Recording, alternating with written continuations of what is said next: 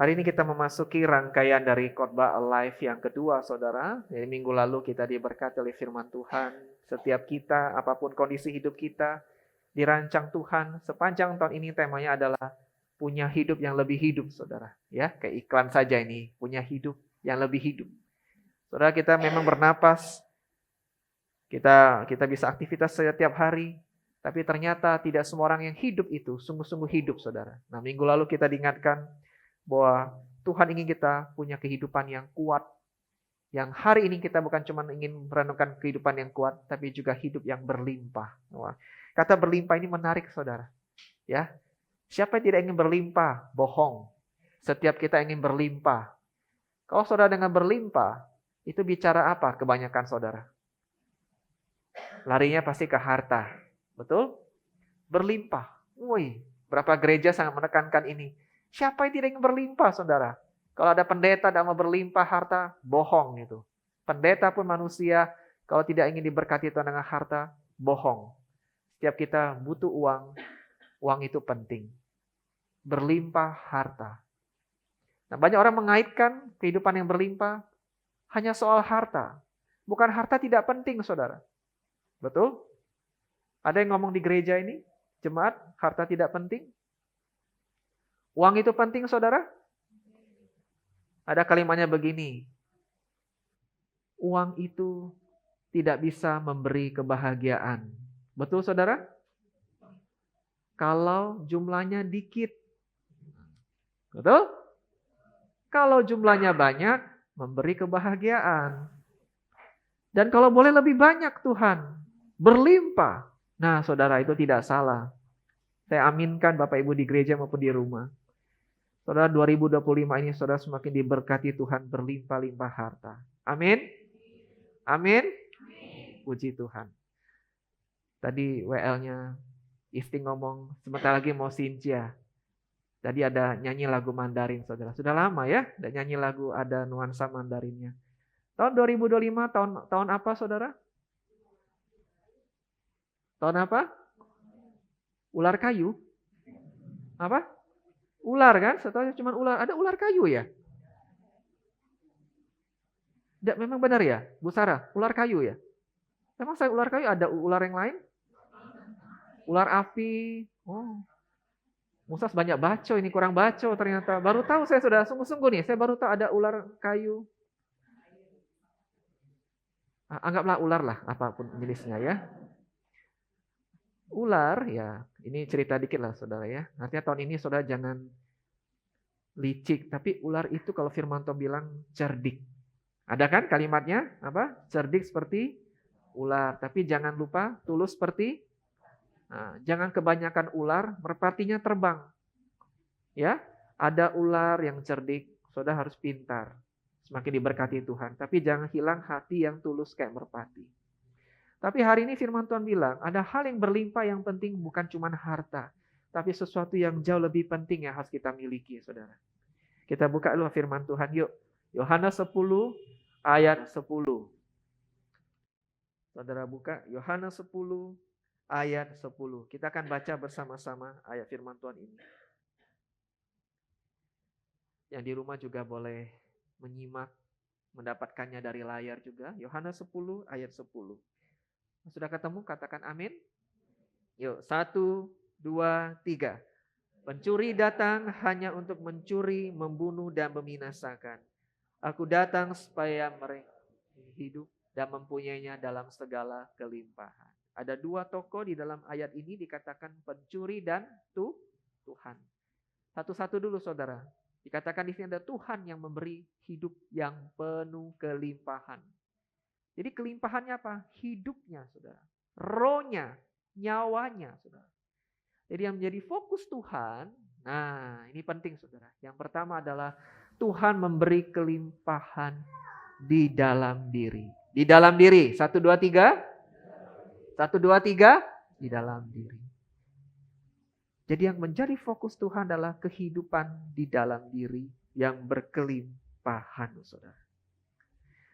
Mengapa ini penting? Karena yang penting bagi Tuhan bukan yang kelihatan sementara, yang bisa hilang.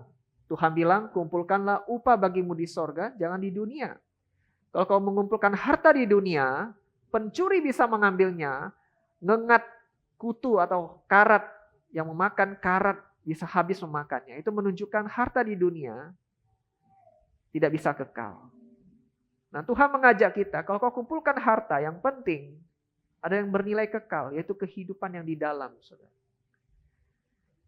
Bukan berarti yang di luar tidak penting, tapi yang Tuhan tekankan hidup berkelimpah di dalam ini adalah damai sejahtera, sukacita, pengharapan, sesuatu insight di dalam diri kita. Itu yang lebih penting bagi Tuhan. Dan harusnya menjadi penting bagi kita. Mengapa, saudara?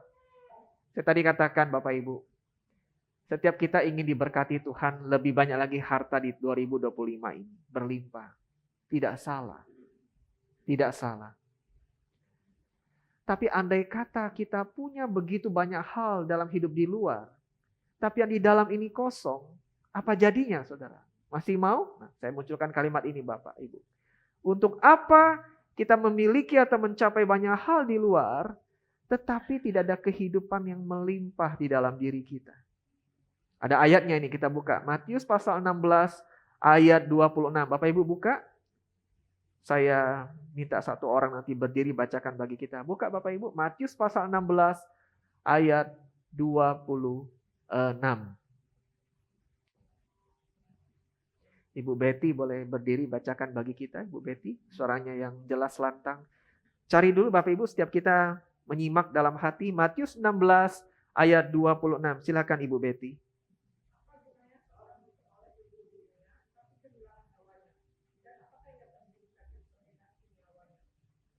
Terima kasih Bu Betty. Untuk apa seorang mempunyai begitu banyak hal, tapi tidak ada nyawa dalam dirinya? Ini sama kayak siapa, saudara? Orang yang meninggal dunia, orang yang mati di dalam peti, saudara. Tidak ada nyawa, tidak ada kehidupan, tapi uangnya berlimpah-limpah. Miliaran mungkin. Rumahnya bukan cuma satu, ada 3 rumah. Mobilnya berderet. Depositonya banyak, sertifikat tanah banyak, berlimpah, tapi dia di dalam peti. Ukuran 1x2 itu terbaring tanpa nyawa. Ada artinya bagi dia? Bagi keluarga ada arti. Bagi orang ditinggalkan ada arti, warisan. Tapi bagi dia ada arti, saudara? Tidak ada. Nah, Tuhan mengajak dari ayat yang kita baca, fokus kita hidup yang berkelimpahan adalah yang di dalam diri, saudara. Yang di dalam ini adalah jauh lebih penting daripada yang di luar, yang kita capai, saudara. Waktu Yesus datang dikatakan, aku datang untuk memberi kehidupan yang berlimpah. Nah, kita anak-anak Tuhan, orang Kristen, harus menjadi jemaat Tuhan yang pintar. Yang jangan salah tafsir firman Tuhan. Kalau ada yang menafsirkan berlimpah dalam hal harta saja, itu salah. Banyak pendeta mengajarkan berlimpah harta, betul, tapi bukan itu saja. Yang lebih utama adalah berlimpah di dalam diri, berlimpah damai sejahtera, berlimpah kehidupan yang jauh lebih penting daripada engkau hari ini dikelilingi oleh harta yang banyak. Saudara, sebagai orang Kristen, sebagai orang yang kenal Tuhan, dan semakin kenal Tuhan, dengarkan kalimat ini, semakin kita harus tahu mana yang perlu diprioritaskan untuk kita kejar atau anggap penting. Bapak Ibu setuju? Semakin kenal Tuhan, kita harus bisa memisahkan mana yang penting, mana yang tidak. Mana yang perlu kita kejar, mana yang tidak, saudara. Saya awali tadi bahwa harta bukan tidak penting. Saudara, sekarang apa-apa butuh uang. Bayar listrik, perlu uang. Saudara, bulan 1, bulan 2 ini, sungguh-sungguhkah saudara dapat diskon tarif listrik? Sungguh-sungguh? Kok lebih dikit yang jawab sungguh-sungguh daripada yang tidak dapat? Musim miming tidak dapat, saudara. Karena tidak pakai token. Tapi ada yang pakai token. Wah! Dari bulan Desember, pakailah listrik. Bulan 1, bulan 2 sepuasnya. Pak Prabowo kasih kita diskon 50%. Ternyata nggak dapat. Lupa ada syarat-syaratnya. Betul ya, saudara ya? Oh, bulan depan baru dapat. Terjadi pertikaian antar jemaat ini. Padahal bayar listrik juga tidak murah bagi kita yang konsumsinya banyak. Bayar listrik perlu uang. SPP anak butuh uang, bayar pakai uang. Kesehatan butuh uang jelas. Pakai BPJS, puji Tuhan, sangat menolong banyak soal BPJS dalam kasus tertentu. Tapi dalam kasus tertentu, saudara butuh satu hal dalam hal BPJS, yaitu kesabaran. Betul? Kesabaran. Sabar antri 5 jam, 6 jam, begitulah. Tapi dalam kasus tertentu darurat, sangat menolong banyak. Nah, kesehatan butuh uang. Apalagi saudara, urusan rumah tangga sehari-hari butuh uang. Apalagi butuh uang? Hiburan, lipstik istri, maintenance, skincare istri, saudara. Perawatan mobil, wah, kalau mau ditetek bengek alangkah banyaknya, kita butuh uang. Tapi Tuhan ngomong sebagai anak Tuhan, yang kita kejar bukan cuma itu. Tapi ada hal yang harus kita doakan setiap pagi, kita kejar setiap hari, karena tahu itu penting, yaitu sesuatu yang di dalam yang hanya Tuhan bisa kasih. Soalnya dikatakan ayat yang kita baca di awal, Yesus bilang, aku datang untuk. Nah, kalau untuk bicara soal tujuan. Betul? Aku datang ke kota Palembang dari luar kota untuk. Nah, untuk apa? Cari duit kek. Ngurus apa kek? Ada tujuan. Waktu Yesus bilang, aku datang dari mana? Dari surga ke dunia. Kita rayakan di hari Natal. Dia rayakan untuk apa saudara? Tujuannya satu. Memberi kehidupan bagi kita yang semua ini. Supaya kita berlimpah hidup. Yang miskin damai sejahtera, karena ada Tuhan Yesus, tambah banyak damai sejahtera. Amin. Yang kurang pengharapan, karena engkau punya Yesus dalam hidupmu, semakin banyak pengharapanmu di tahun-tahun ini. Karena engkau punya Yesus, engkau punya iman yang kuat. Karena itu jangan pernah jauh-jauh dari Tuhan, saudara. Mengapa? Karena Tuhanlah yang kita butuhkan. Saya muncul kalimat ini, saudara. Kalau ada damai sejahtera, sukacita, pengharapan, dan iman yang berlimpah, tantangan di luar seberat apapun akan sanggup kita hadapi dengan Tuhan. Amin? Amin? Kalau ada damai sejahtera, engkau tidak punya uang yang banyak pun, tetap masih bisa puji Tuhan. Tetap bisa tidur dengan tenang di malam hari. Tetap bisa optimis lewati bulan-bulan ini. Kalau kau ada harta yang berlimpah dalam hatimu, ada sukacita, ada iman yang percaya Tuhan yang pegang kendali atas hidupku. Segala baik yang buruk ini ada dalam tangan Tuhan. Tuhan lihat hidupku begitu rupa. Orang lain tidak kenal situasiku, tapi Tuhan tahu. Engkau berlimpah damai sejahtera, berlimpah iman. Gunung yang besar masalahku ini akan aku sanggup hadapi dengan Tuhan. Wah, berlimpah iman saudara. Saudara punya pengharapan yang kuat di dalam Tuhan. Untuk pernikahanmu, yang mungkin lagi tidak baik. Untuk keuangan mungkin tidak baik. Tapi kau punya harapan yang berlimpah hanya pada Yesus. Tantangan seberat apapun, pasti kau bisa lalui dengan Tuhan. Mengapa saudara? Yang kuat bukan di luar, tapi di dalam. Saya rasa minggu lalu Musa ada tanya pertanyaan ini. Tapi saya ingin tanya lagi dengan satu pertanyaan tantangan bagi saudara. Andai kata saudara dikasih tawaran. Ada uang 100 juta. Atau pilih tidur nyenyak selama seminggu. Saudara mana yang saudara pilih? 100 juta cash dan tambah lagi. Cak kuis baik ini tambah lagi. Tambah lagi. 200 juta ditawarin untuk saudara cash. Atau tidur nyenyak 1 minggu. Bisa mimpi, bisa ngorok. Saya ini kalau tidur ngorok saudara. Waduh. Tanya Cuanto, tanya Elin. Semakin saya capek, ngorok saya tambah kenceng saudara. Kayak kereta. Saya sampai beli isolasi ngorok saudara. Nah saya bilang ini latihan untuk di peti mati nih caknya saya ini. Saya beli isolasi untuk supaya tidak ngorok saudara. Wah itu susah napas. Tapi demi istri kan tidur sekamar. Waktu contoh berangkat saya tidur sama Elin. Elin bilang, "Pa, Elin susah tidur malam ini." "Kenapa nak mimpi buruk?" "Bukan gara-gara papa. Ngorok papa kencengnya." Bohong kau. Nanti aku rekam lain kali, Pa. Saya tidur ngorok, saudara. Kalau lagi capek. Bapak Ibu ada yang seperti saya? Selain ngorok, saya punya kebiasaan buruk, Bapak Ibu. Ngigau. Wah. Ngigau? Bapak Ibu tahu ya? Wah, teman-teman saya dulu di asrama, seminari kaget. Pikir saya kesurupan, saudara. Tiba-tiba malam saya terbangun, saya ngigau ngomong yang lain. Dia bangun, dia kaget, teman kamar saya. "Tidurlah Hartono, tidurlah Hartono." Saya tidur lagi. Berapa lama bangun lagi, saudara. Wah, kemasukan setan dia pikir. Nah, saudara, kadang-kadang kita capek, butuh tidur nyenyak. Saya kasih saudara tantangan. Yang pai tiao, 200 juta, cash. Sama tidur nyenyak 1 minggu. Mana yang kau pilih?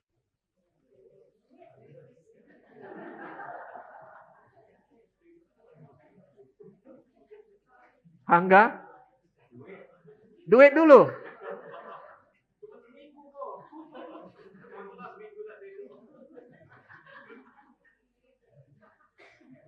Tanya yang ibu-ibu coba. Ibu Sumiati, tidur, tidak bisa tidur 1 minggu tapi 200 juta di tangan.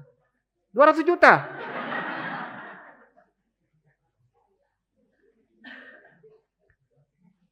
Ibu muda kita tanya. Cevita, 200 juta cash. Atau tidur nyenyak 1 minggu, mimpi indah lagi. Duit juga. Astaga naga. Bapak Budiman. Duit juga. Mungkin khotbah-khotbah bulan depan bicara banyak tentang uang, saudara ya. Dalam hal hati lebih daripada uang. Ya, kalau cuma seminggu. Saya naikin tantangannya. 1 bulan saudara nggak bisa tidur. Tidur sehari cuma 2 jam. 1,5 jam. Tapi saudara dikasih uang 200 juta di tangan. Fanny? Pikir baik-baik, Fan. Hal-hal siang. Tidak besar kok 200 juta, naikin. 300 juta. Ini kayak lelang aja, saudara. Atau 1 bulan tak bisa tidur nyenyak, 1,5 jam. Saudara tahu ya, kalau orang kurang tidur, besok pagi emosi jadi nggak baik. Betul ya? Betul? Terus kerja apa juga rasa nggak enak, badan lemas. Tambah 200 lagi. Malah suami yang nawar ini. Terakhirlah saya tanya ya. Trisnadi pilih apa? 200 juta atau tidur 1 bulan? Saudara tahu kalau saudara bisa tidur, cari uang lebih gampang nggak, saudara? Bukan lebih gampang lah, maksudnya cari uang itu lebih bisa fokus. Betul, saudara? Nggak emosian ngadapin bawahan. Terus tiba-tiba Tuhan munculkan ide-ide baru. Ngadapin problem pun lebih tenang. Mengapa? Karena saudara ada di dalam ini. Nah, Tuhan ini memberi banyak. Kalau saudara damai sejahtera, saudara bisa tidur. Nggak tergantung obat. Saudara punya pengharapan. Tantangan seberat apapun, saudara akan siap hadapi. Ada penyakit seberat apapun, problem rumah tangga seberat apapun, problem studi, skripsi sesusah apapun, problem menghadapi karyawan sesusah apapun. Waktu saudara punya damai sejahtera, orang Chinese bilang ping an, ada damai sejahtera, ada pengharapan, saudara tetap optimis maju ke depan. Mengapa? Yang kuat ini di dalam. Saudara tahu banyak orang berduit, susah tidur loh, saudara. Kalau dengar cerita kesaksian mereka. Mengapa? Musuh tahu enggak? Kami ini pengusaha memang banyak uang, tapi problem kami pun jauh lebih besar daripada problem orang. Kami problem atasan jauh lebih besar daripada problem bawahan kami. Kadang nggak bisa tidur. Nah, itu sudah. Jadi mari kita minta harta yang di dalam, kehidupan di dalam yang dari Tuhan. Saudara, yang kedua, sadari kalau kita tidak hati-hati, sesuatu yang berlimpah di dalam diri kita ini bisa habis, saudara, kalau tidak dijaga. Saya percaya prinsip ini bukan cuma soal rohani, tapi dalam hal apapun, harta yang berlimpah kalau tidak dijaga bisa habis. Setuju Bapak Ibu? Yang di rumah mungkin setuju juga. Nah, ada satu pencuri dikatakan tadi Yohanes. yang siap mencuri, membunuh, membinasakan. Wah, komplit sekali. Dan cukup mencuri, yang ingin membunuh, binasain ini anak Tuhan. Yaitu iblis. Iblis paling tidak senang lihat kita punya iman yang kuat. Yang terus cari Tuhan, yang rajin doa. Iblis tidak senang, saudara. Iblis tidak senang kalau sudah punya damai sejahtera. Tapi dia pintar. Jangan godain anak Tuhan dengan yang langsung kelihatan itu buruk. Dia tutup-tutupin dengan hal-hal yang nampak kelihatan baik. Dia buat kita sibuk. Dia buat kita lakukan hal yang nampaknya baik tapi jauh dari Tuhan. Kasih terus hobi. Kasih terus kesibukan. Yang akhirnya buat kita jauh dari Tuhan. Ini yang iblis suka lakukan, saudara. Terkadang iblis tidak menggoda kita dengan sesuatu yang buruk. Tapi dengan hal-hal yang nampak baik. Tapi membuat kita jauh dari Tuhan. Saudara, seringkali dalam khotbah Bapak Ibu diingatkan hati-hati. Anak Tuhan tidak ada yang kebal dari dosa. Ingat ya, kita sudah 30 tahun ikut Tuhan, engkau tidak kebal dari dosa. Sudah dibaptis, melayani majelis lagi. Periode 1, periode 2, tidak kebal dari dosa. Pendeta sekalipun tidak kebal dari dosa. Engkau yang pernah ikut setia sama Tuhan, tidak jamin nanti engkau tidak jatuh dalam godaan iblis, hari engkau jatuh dalam dosa. Engkau jatuh dalam permainan iblis, yang buat kau takut, buat kau khawatir kehilangan damai sejahtera, lalu kau menyimpang kepada dosa, lalu hancur hidupmu. Hati-hati saudara. Tuhan panggil kita, hendaklah engkau jadi hambaku yang baik dan setia.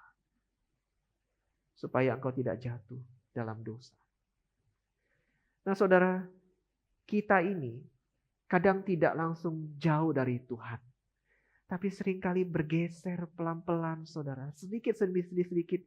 Akhirnya keseret jauh dari Tuhan. Bapak Ibu setuju? Kita ini kadang tidak langsung jauh dari Tuhan. Tapi digeser dikit. Makin jauh dari Tuhan. Saya tanya saudara. Bapak Ibu kita punya kendaraan ya. Ada yang punya motor, punya mobil. Saudara kalau bawa mobil yang lagi posisi bannya pecah, orang ban, tukang tampal ban, paling enak kalau ketemu ban itu koyaknya besar, saudara. Betul?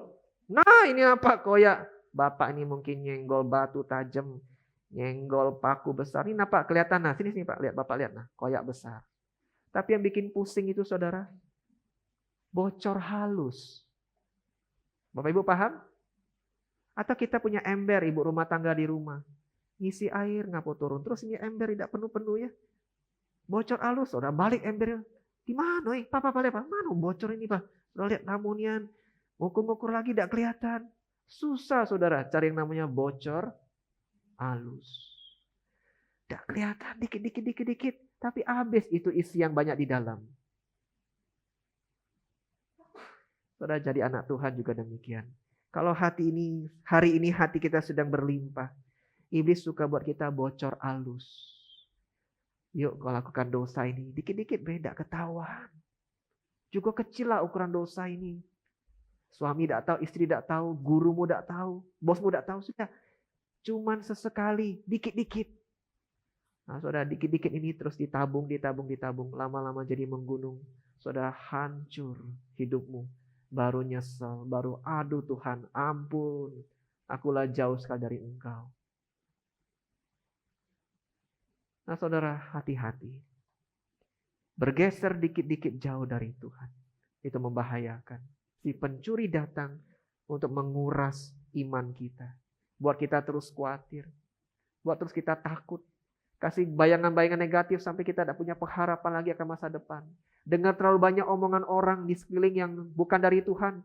Sampai firman Tuhannya ketutup. Lebih banyak dengerin omongan orang. Jangan saudara. Saudara pegang janji firman Tuhan. Saudara mungkin berkata, aku pengen kunci kemenangan di tahun 2025 ini supaya aku berhasil. Amin. Aku pengen tahu kuncinya. Bagaimana kunci rahasia kemenangan. Saudara ingat. Saudara kan kita punya pintu di rumah. Semua ukuran pintu besar. Ya. Tapi kunci kan tidak ada yang besar. Betul? Masa bawa kunci ini. Kunci mobil. Kunci pintu mobil. Saudara, Pintu selalu lebih besar ukurannya daripada kuncinya. Betul? Saudara bilang, aku pengen buka pintu berkat Tuhan di tahun 2025 ini. Tuhan, tunjukkanlah kepadaku apa kunci rahasianya. Tuhan bilang, kuncinya itu kecil, nak. Rahasianya itu sederhana. Tidak jauh-jauh kok. Engkau terus percaya kepadaku. Teruslah taat. Lakukan apa kehendakku. Kecil-kecil itu perintahku. Kau lakukan dengan setia. Pintu yang besar itu sanggup Tuhan bukakan dengan kunci yang kecil ini. Nah, bagaimana kuncinya itu, saudara? Yang juga iblis tidak suka. Ya, saudara terus ikut setia dengan Tuhan. Saudara terus taat kepada Tuhan. Punya pergumulan seberat apapun yang rasanya nggak ada titik terangnya, saudara terus bergantung kepada Tuhan. Tuhan akan bukakan pintu berkat itu bagi saudara. Amin. Tuhan akan bukakan hal-hal yang baik bagi saudara. Saudara hati-hati. Karena iblis suka buat kita jauh. Kalau hari ini kita merasa kosong, saudara, jangan pergi ke sumber yang lain. Tapi hanya datang kepada Tuhan. Saudara masih rajin datang kepada Tuhan tiap-tiap hari? Tiap-tiap hari masih rajin datang pada Tuhan? Hampiri dia. Saudara, saya setiap pagi berdoa. Saya berdoa mulai sering seperti ini. Saya ada perubahan di doa pagi saya. Saya doanya begini, Tuhan, tolonglah saya, si Ming-Ming ini, si Hartono ini. Supaya hari ini saya dilimpahi oleh kasih Tuhan. Supaya kalau saya dilimpahi oleh kasih Tuhan, Tuhan isi hati ini Tuhan. Begitu banyak supaya saya tidak usah menuntut orang lain. Supaya tidak usah saya menguras orang lain untuk mengisi yang di dalam ini. Mengapa? Karena di dalam ini Tuhan sendiri sudah melimpahkan. Kalau Tuhan sendiri sudah melimpahkan, saya justru jadi berkat bagi keluarga saya. Saya justru jadi berkat bagi orang lain yang saya temui. Tapi kalau saya kosong, saya tidak dekat dengan Tuhan, apa yang terjadi saudara? Saya akan menguras pasangan. Saya akan banyak menuntut anak. Saya akan gampang emosian sama orang lain. Menuntut ini itu yang tidak benar. Mengapa? Karena di dalam ini kosong. Saudara ingat, tidak ada manusia yang bisa memuaskan kita. Hanya Tuhan jawaban bagi hatimu. Lagu yang terakhir tadi sebelum kita dengar khotbah bagus sekali. Tuhan, sedalam hatinya kau pun tahu. Hatimu yang sedang gundah gulana, yang sedang kosong, Tuhan tahu. Dan Tuhanlah Yesus yang paling bisa mengisi hatimu. Bukan suamimu, bukan istrimu, bukan anakmu, bukan uangmu, bukan kesibukanmu. Tapi hanya Yesus. Setiap pagi saya berdoa demikian. Supaya rumah tangga jadi lebih baik. Pelayanan lebih baik. Saya mau dekat dengan Tuhan tiap-tiap hari. Bukan cuman waktu saya ada maunya. Bukan waktu saya cuma ada kebutuhan saya dekat dia. Tapi tiap-tiap waktu. Saya tutup dengan satu kisah nyata, saudara. Waktu saya bulan Desember kemarin, saya dampingi anak-anak youth kita ke Lampung, saudara. Ada 20 orang. 2 orang dewasa yang mendampingi saya sama satu lagi anak pemuda kita, Yosef. Ini saya dampingi anak-anak youth ini punya hal yang menarik, saudara. Mereka ini punya dunianya sendiri. Di bus, saudara, mereka karaokean. Wah, saya pikir lagu rohani lah. Enggak, saudara. Lagu-lagu cinta. Wah, aku cinta, aku tidak bisa hidup tanpamu. Wah, lagu-lagu cinta, saudara. Dan tanpa disuruh, tanpa dikomando, mereka serempak nyanyi di belakang. Padahal kalau lagu-lagu gereja di youth, tidak sesemangat itu mereka nyanyi. Wah, saya nengokin dari depan saudara ya, di belakang kursi supir, mereka di belakang nyanyi. Aku cinta, wah. Tidak apa-apa lah, pikir usah ada pendeta, nyanyilah, saya bilang. Nyanyi mereka semua, wah gembira. Nah sampailah kami di tempat penginapan di hotel di Lampung. Villa saudara ya, bagus sekali villanya. Nah menjelang mau pulang, anak-anak sudah mulai santai. Ini ceritanya udah mau pulang saudara. Saya duduk lihat pantai. Mereka ngobrol-ngobrol di tepi saudara, tepi villa. Ngobrol-ngobrol anak-anak muda yang laki-laki. Saya satu kamar ada anak laki-laki yang saya jagain beberapa. Saya pikir wah bagus sekali pantai ini. Kamu gak ada kerjaan ya? Saya bilang, sini. Ada anak youth Alex saudara, badannya gemuk besar. Kamu gak ada kerjaan sini. Coba kamu pijat Mukse punya pundak ini. Saya Mukse liatin pantai. Wah dia pijat saudara. Saudara salah satu hiburan dalam hidup saya ini, selain makan itu pijat saudara. Ya, saya ini orangnya suka makan. Tapi hiburan kedua pijat. Mungkin Bapak Ibu ada yang lain hiburannya. Nonton mungkin ya. Atau berantem mungkin di rumah tangga. Ada hobinya begitu kali. Saya hobinya pijat, saudara. Saya lihat di pantai, mereka juga santai ngobrol sini. Daripada kau ngobrol tidak jelas, main HP itu sini kau pijat musuh. Pijat, saudara. Alek namanya, pijat. Bagus ya Alek ya. Dia pijat, dia capek. Bagus musuh, tapi dia capek. Nah, capek giliran. Yang kedua saya bilang, supaya semuanya dapat kesempatan. Mana tahu ada yang iri, jangan cuma dia musuh pijat, aku udah dapat kesempatan. Saya kasih kesempatan, saudara. Sampai menggali potensi mereka. Yang kedua, ada anaknya Ibu Feni. Michael, sini Michael. Coba lihat. Aku tidak pernah musuh. Inilah kesempatan bagimu untuk mencoba. Sini coba. Ada banyak-banyak itu, saudara. Terakhir ada anak Ko Adam sama Cesupian, saudara. Jadi dia sekolah di luar negeri di Singapura. Pas ada acara Yud di Lampung dia ikut. Dia bilang, Darren, sini Darren. Kau pijat. Kau di Singapura tidak akan pernah dapat kesempatan seperti ini. Kau pijat musuh. Dia pijat. Nah, kami ngobrol, saudara. Ada hal yang menarik. Itu dia pijat musuh. Darren, musuh tanya sama kau ya. Jadi kau sama di Palembang ini. Dia berhenti. Kau jangan berhenti. Musuh ngomong, kau pijat terus. Pijat dia. Selama kau di Palembang, kau pernah tidak pijat papa dan mama? Saya bayangkan jawaban tidak, saudara. Dia bilang, pernah musuh. Yonian apa? Iya musuh. Oh, bagus juga. Kalau ada maunya musuh. Dia bilang begitu. Apa maksudmu? Dia sambil ketawa, iyalah musuh. Kalau ada maunya baru kita pijat papa itu. Itu juga mama. Iyalah, sambil ketawa dia. Saya nggak tahu serius atau bercanda, saudara. Tapi sejak itu saya pikir, sebenarnya kita punya mental tidak jauh beda kadang-kadang juga dengan Tuhan. Saudara apa maksud saya? Waktu engkau ada maunya dengan Tuhan, baru dekat-dekat cari Tuhan. Baru doa sungguh-sungguh, tidak pernah nangis lama-lama ini doa. Tapi ada pergumulan, ada maunya dengan Tuhan, mulai nangis. Salahkah itu? Tidak. Tapi jangan cuma pas ada maunya, kita dekat-dekat dengan Tuhan. Kalau Tuhan punya rasa, bisa ngomong, kau enak hanya ada maunya dekat dengan aku. Kau pikir aku nih mesin ATM? Kau pikir aku nih jin apa? Butuh kemauan, kau gosok-gosok aku keluar jin itu, kabulkan permintaanmu. Jangan cuma waktu ada maunya kau dekat dengan aku. Waktu kau lagi mengalami kemenangan, kesusahan, jaga, keep your relationship, hubunganmu dengan Tuhan senantiasa. Mengapa? Apapun yang terjadi, Yesuslah sumber kehidupanku. Waktu aku ada maunya, atau lagi tidak ada maunya, waktu hidup sedang baik-baik, hidup penuh tekanan, kesesakan, aku tetap akan ikut Tuhan seumur hidupku sampai aku mati. Amin. Saudara, kita ini sudah lewati 2024. Sejelek-jeleknya 2024, tidak mungkin tidak ada berkat Tuhan. Ya, tidak mungkin. Sesusah-susahnya saudara tahun lalu, tidak mungkin tidak ada kebaikan Tuhan. Pasti ada. Nah, kita doakan Tuhan berkati kita lebih lagi di tahun ini. Tapi untuk itu, jangan incar berkatnya Tuhan dulu. Incar Tuhannya dulu, lebih dekat dengan Dia. Supaya kehidupan yang melimpah ada dalam hidupmu. Saya doakan, kayak Yesi semakin berlimpah damai sejahtera Tuhan. Ibu Lili semakin berlimpah sukacita dari Tuhan. Ya, Pak Aken semakin berlimpah iman kepada Tuhan. Saudara semakin berlimpah hal-hal begini.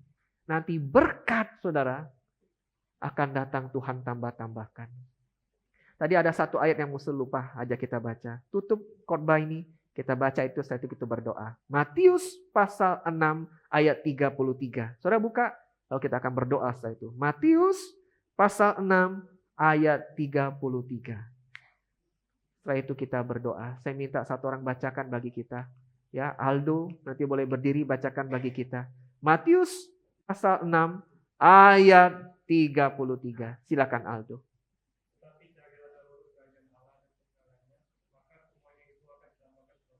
Amin. Makasih Aldo. Cari dahulu kerajaan Allah dan kebenarannya. Everything else, semua yang lain berkat-berkat itu akan Tuhan tambahkan kepadamu. Amin. Mari kita berdoa.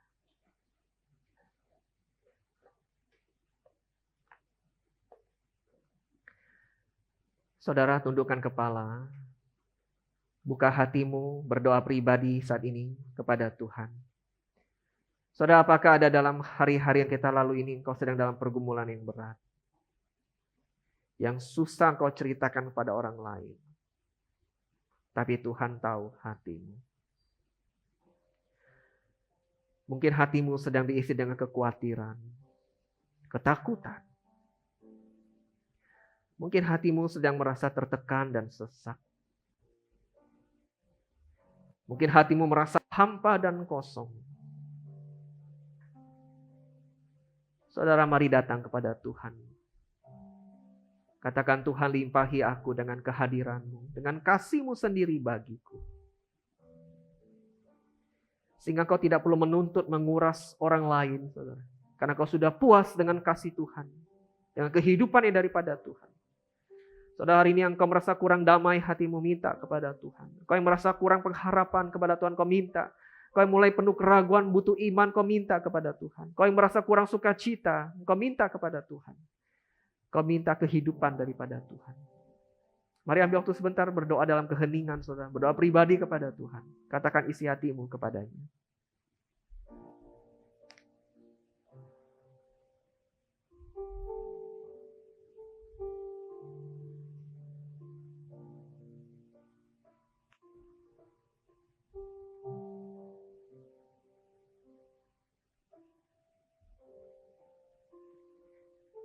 Bapa dalam sorga, terima kasih untuk firman-Mu Tuhan. Bahwa Tuhan tidak pernah datang untuk keburukan, tapi selalu untuk kebaikan kami. Kau ada di sisi kami, merangkul dan menguatkan kami. Tahu pasti apa yang kami butuhkan lebih daripada siapapun, bahkan lebih daripada diri kami sendiri.